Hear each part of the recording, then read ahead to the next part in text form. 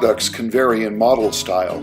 While the model used in this video may not look exactly like your machine, the procedure demonstrated here is virtually identical.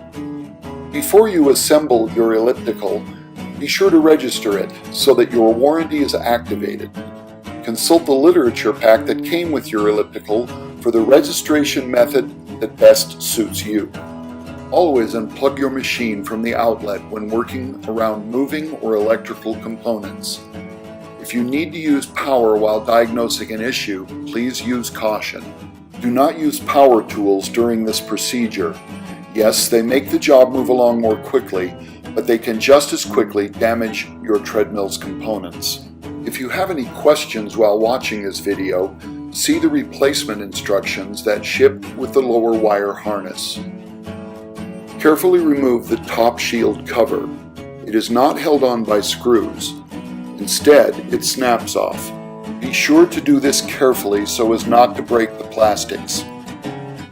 Using an Allen wrench, separate the right hand upper body leg from the front of the right hand pedal arm. Do the same to the left hand upper body leg and the left hand pedal arm. Make sure you put the loose pieces aside in a bowl so they don't get lost. Using the same Allen wrench, remove the rear right hand pedal arm from the right hand pedal disc. Do the same for the left hand pedal arm and the left hand pedal disc. Using a standard screwdriver with a thin tip, remove the right hand disc cover. Do this gently. It should just pop off. Do the same for the left hand disc cover. Remove the screws from both the left and right hand pedal discs and pull both of the discs off. In order to remove the right and left hand rear shields, you must remove several screws. Some of these screws can only be accessed from one side or the other. Removing the rear shields reveals the pulley, the resistance motor, and the eddy mech. Once you have the rear shields off, you must remove the right and left hand front shields at the bottom of the machine's upright. Slide the front shield cover up the upright. Now remove the screws holding the left and right hand front shields to the upright, and then remove both front shields. This exposes the lower wire harness. Clip off any zip ties that are securing the wire harness to the upright.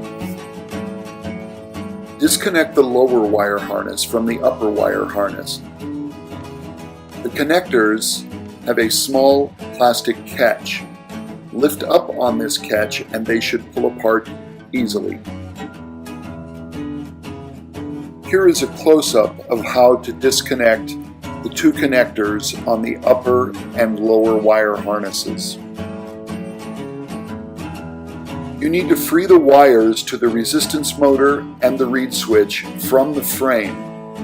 You do this by removing the screw that pins them to the frame, as well as the ground screw that connects the ground wire to the frame.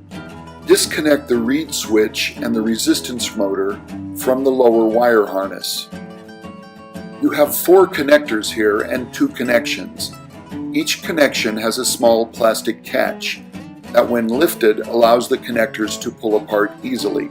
You are now to the point where you prepare the new wire harness to be pulled through the frame by tying it off on the end of the old wire harness. You can clip off the connector on the old wire, indicated here by the letter F, wrap it around the new wire, and tape both securely together. With this done, they are ready to be pulled through the frame, pulling the old wire out while pulling the new wire in. Do not pull the old wire out by itself. You would find it very difficult, if not impossible, to get the new wire through the frame on its own. In this video, we are using a wire tie to pull the old wire out, and then using the wire tie we've pulled inside the frame to pull the new wire harness through the frame to the upright. The process is essentially the same, but tying off with a wire tie takes 2 steps, whereas tying off with the new wire takes only one step. Make sure you are pulling the front end of the wire harness through the frame to the upright. The front end has only one connector on it. The end with two connectors is the back end and should stick out of the frame. Gently pull the old wire through the frame and out the upright. Do not pull so hard that the two wires get pulled apart. Here we have the wire tie now all the way through the frame. The front end of it is sticking out of the frame near the upright. The back end of it is sticking out of the frame back by the pulley, resistance motor, and eddy mech. After tying off the front end of the new wire harness to the back end of the wire tie, we can pull the new wire harness through the frame. Once the new wire harness is pulled through the frame, you can connect the back end of it to the reed switch and the resistance motor. These connectors snap easily together. If they don't, you might have one of them upside down. Flip one of them over and try again.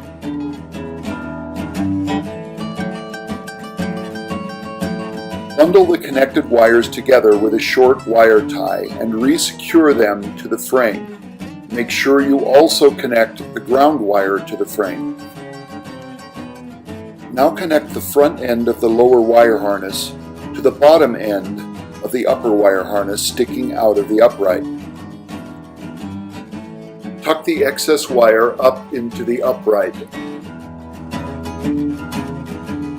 Now replace the left and right hand front shields on the lower end of the upright and slide the front shield cover back down into place.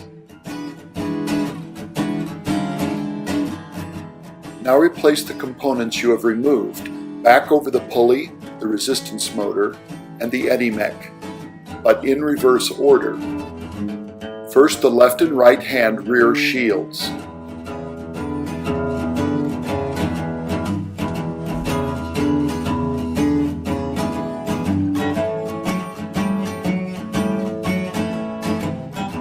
Then the left and right hand pedal discs. Next, the left and right hand disc covers. Then the top shield cover. And finally, the left and right hand pedal arms.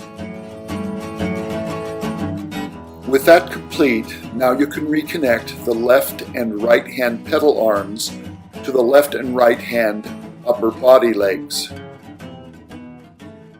And the job is complete.